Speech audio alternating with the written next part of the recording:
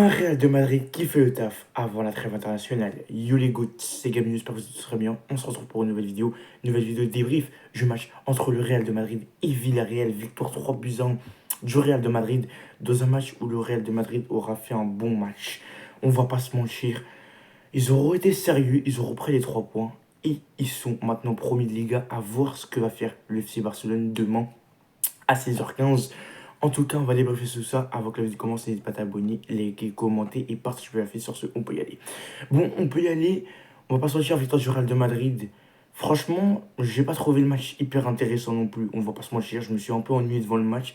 Mais on aura vu quand même un beau Real. Parce que, on va pas se mentir, le Real est parti avec une composition de départ qui est maintenant la même depuis 2-3 matchs. Au goal, il y avait Courtois, défense centrale. Si ça partait sur un 4-2-3-1, défense centrale, Militao, Oechen, latéral gauche, Carreras, latéral droit, Valverde, milieu de terrain, les deux milieux de terrain, relayeurs, étaient Chouameni et Ceballos.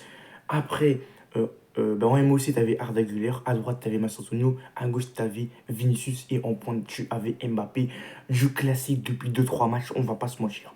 Ok, à partir de ce moment-là, je dis ok, le Real est venu pour prendre les 3 points, le Real est venu avec ses armes offensives les plus lourdes, donc ils sont venus pour gagner. On voit que Villarreal est quand même une bonne équipe aussi, qu'il ne faut pas sous-estimer. Ça peut être un match du piège et le Real arrive. Et le problème sur la première mi-temps du Real de Madrid, pour moi, c'est l'efficacité. Parce qu'ils ont eu pas mal d'occasions, ils ont essayé de se créer des occasions, ils en ont eu. Mais le problème, c'est qu'à la fin, l'efficacité a pêché, les gars. Et le problème, c'est qu'il y a des moments où le Real doit concrétiser des occasions qui ne concrétisent pas. Tout simplement, donc au premier mi-temps, on a vu que le Real essayait de marquer. Ils n'y ont pas arrivé. Et deuxième mi-temps, 46e minute de jeu, Vinicius déborde sur son côté gauche, il dribble un joueur, frappe de Vinicius, contré par un défenseur de Villarreal qui surprend le gardien et ne peut pas l'arrêter. Ça fait 1-0. Après, les gars, tout simplement, vers la 60e minute, Vinicius dribble encore une fois sur son côté. Il a fait un très bon match, Vinicius. Il fait une poussée de balle. Le défenseur le cogne un peu et il tombe.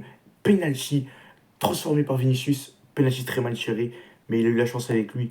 Donc, doublé pour Vinicius. Après, Miko Tazi marque une magnifique frappe pour Villarreal. Ça fait 2-1. Et à la fin, Mbappé marque un but. Brahim Diaz est entré à la place de Massantuno. Brahim Diaz arrive sur son côté droit. Petite passe, lobé pour Mbappé, frappe de Mbappé. Les buts ouverts. But, ça fait 3-1 à la fin. À la fin, première mi-temps du Real de Madrid aura été compliquée et la deuxième mi-temps aura été gérée. Ils auront marqué les buts qu'il fallait mettre et ils auront pris les 3 points. En global, un bon match de la part du Real de Madrid, même si dans le jeu, on voit que c'est compliqué, surtout au milieu de terrain. Et le milieu de terrain, Chouameni, Ceballos, ça n'a pas été très bon aujourd'hui, on va pas se mentir. Et quand on a vu justement Bellingham rentrer avec Camavinga, on a vu toute la différence au milieu de terrain. Tout simplement parce que Bellingham est rentré à la place de Chouameni et Camavinga est rentré à la place de Ceballos et on a tout de suite vu la différence. Parce que l'entrée de Bellingham aujourd'hui, elle est juste exceptionnelle. Sur le troisième but, il tacle le joueur pour que Brahim récupère le ballon. Et encore une fois, on voit que Bellingham, Camavinga, ça peut faire très très mal au milieu de terrain et ça pourra apporter beaucoup plus en qualité au Real de Madrid au milieu de terrain que Ceballos, Chouamini. Donc voilà, au milieu de terrain pour moi, il y a des peaufinements à faire, même en attaque. Il y a des attaquants comme Mastantuono qui, pour moi, débordent pas assez et reviennent pas assez défendre. Ça, c'est le problème. Mais sinon, match maîtrisé de la part du Real de Madrid. On va passer au focus individuel. On va commencer par Courtois. Courtois, il aura fait un bon match. Voilà, dans l'ensemble, la frappe de Mikotadze, il ne peut pas l'arrêter sur le but de Villarreal. Donc, bon match de la part de Courtois. Défense centrale, Militao, Eusen. Eusen, ça va, il a fait un bon match pareil pour Militao. Ils ont fait un match solide, ça va. Même si Eusen, il y a des moments où il fait des erreurs qu'il ne doit pas commettre. Mais malheureusement, c'est le manque d'expérience qui lui fait commettre ces erreurs.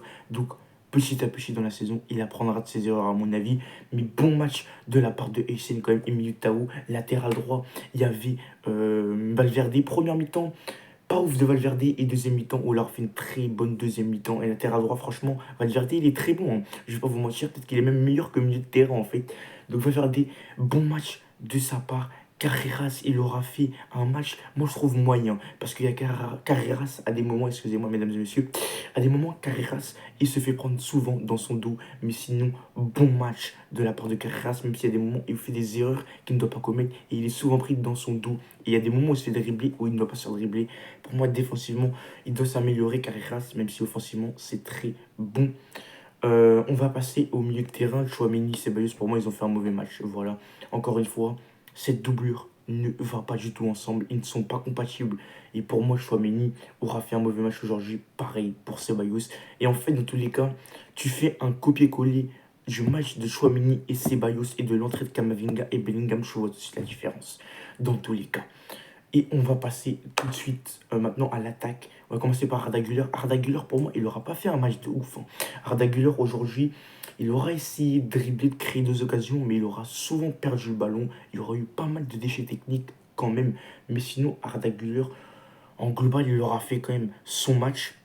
Mais à des moments, Arda Güler, il a pas mal de déchets techniques. Et ça, pour moi, il doit le corriger quand même un peu. Mastantuono, en fait, on voit qu'il essaye, mais on voit que Mastantuono, il y a des moments, il n'y arrive pas. Et Mastantuono, pour moi, défensivement, déjà, il doit plus revenir défendre. Ça, déjà, c'est le premier point. Et offensivement, il doit plus tenter. Voilà. Il tente beaucoup, mais il y a des moments où il a la balle, où il peut ramener une occasion dangereuse, et il fait la passe en arrière. Et pour moi, il y a des moments aussi où Mastantuono veut trop dribbler. Donc Mastantuono, il faut qu'il apprenne à faire sa passe. Il faut qu'il apprenne à dribbler au bon moment. Mais sinon, match correct de sa part quand même. Il aura fait du bien en attaque au Real de Madrid. Et on va passer à gauche à Vinicius. Et Vinicius, le match qu'a fait Vinicius aujourd'hui, il est très bon. Et franchement, Vinicius sur ce match, ben, je peux parler que positivement de lui. Parce que Vinicius, aujourd'hui, il aura fait un très bon match. Il claque un doublé. Vinicius, j'aurais vu un Vinicius percutant qui essaie de ramener du danger, des occasions. Il a ramené un penalty. Il a tiré. Il a pris ses couronnes. Il a dit à Mbappé, donne-moi le ballon, je vais le mettre le penalty. Il a très mal tiré, mais à la fin, il le marque. Mais franchement, Vinicius, aujourd'hui, il aura fait un très bon match. Il aura percuté. Il aura ramené du danger, des occasions. Il aura essayé d'être un maximum disponible. Donc aujourd'hui, Vinicius, franchement, bon match de sa part. Pour moi, il est homme du match, clairement. Je crois qu'il a été homme du match même. Donc, franchement, il faut qu'il continue sur cette lancée. Moi, je ne suis jamais descendu sur un Vinicius parce que je sais de quoi il est capable. Et en tous les cas, Vinicius, cette saison, c'est 8 matchs, 4 buts, 4 passes décisives. Donc, franchement, bon début de saison et bon match de la part de Vinicius, tout simplement. Et on va passer à Mbappé. Mbappé, il aura eu du bon aujourd'hui. Il aura marqué son but, encore une fois. Mbappé, hein, il fait un très bon début de saison en concurrence avec Harry Kane indirectement.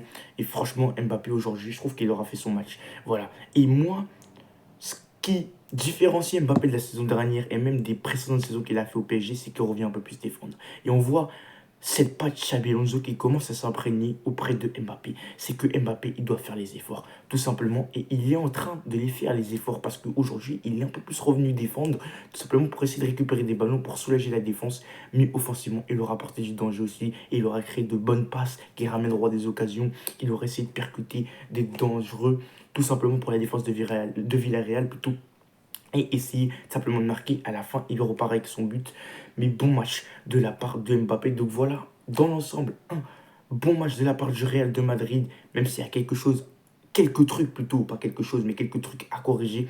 Mais sinon, bon match de la part du Real de Madrid. Le Real de Madrid est leader en attendant le match du Barça demain à 16h15. Donc voilà. Merci à tous d'avoir été présents sur cette vidéo. N'hésitez pas à vous abonner, à liker, à commenter et à partager la fille. Dites-moi ce que vous en avez pensé du match en commentaire. Et aussi, désolé, je n'ai pas fait le débrief de Arsenal-West Ham parce que j'avais pas le temps tout simplement de regarder le match. Mais promis les gars, la semaine prochaine, je vais vous faire un débrief d'Arsenal. Je regarde moins les matchs d'Arsenal en ce moment parce que ça m'intéresse pas trop. Surtout vu comment on joue. Mais la semaine prochaine, retour des débriefs d'Arsenal. Sur ce les gars, c'était Gabigno. N'hésitez pas à vous abonner, à liker, à commenter, à partager. Sur ce, c'est Gabigno. Ciao les gars.